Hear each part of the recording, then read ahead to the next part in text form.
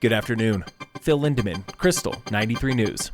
This final weekend of June was a monster on I-70. More than 142,000 cars went through the tunnels Friday into Sunday. That's up 8.5% from last weekend, which makes this weekend the busiest since spring break.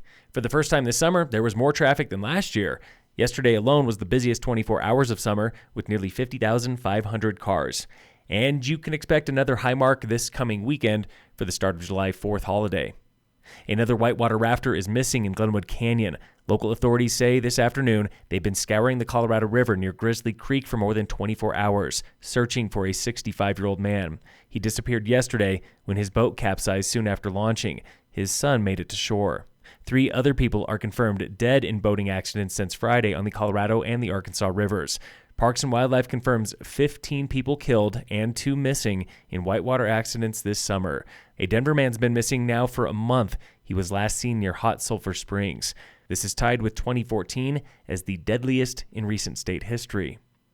There is no agreement yet for Dillon Amp theater parking at the post office. Town manager Nathan Johnson recently met with the postmaster. He calls their talks positive and productive. The two met last Friday, just one day after the postmaster called a fleet of tow trucks to enforce the customer-only signs at the post office. For now, you will still get towed if you park there for a concert. Teenagers with the Rocky Mountain Youth Corps just finished 2 weeks of trail work at Frisco Peninsula.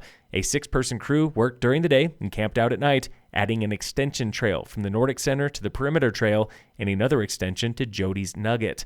It was the Youth Corps' first all-woman crew. The town of Breck is adding a pair of shareable electric vehicles to its new fleet of shareable e-bikes. These 2 EVs, a Toyota and a Kia, are coming to Breck from Colorado Car Share. XL Energy is paying some of the bill. You can book them for a few minutes or even a few days. Mayor Pro Tem Kelly Owens says the 2 shareable EVs will reduce the number of cars in a household and advance social equity for those who cannot afford a car. Gusty winds, they're here to stay. Winds in Summit were blowing up to 30 miles per hour over the weekend.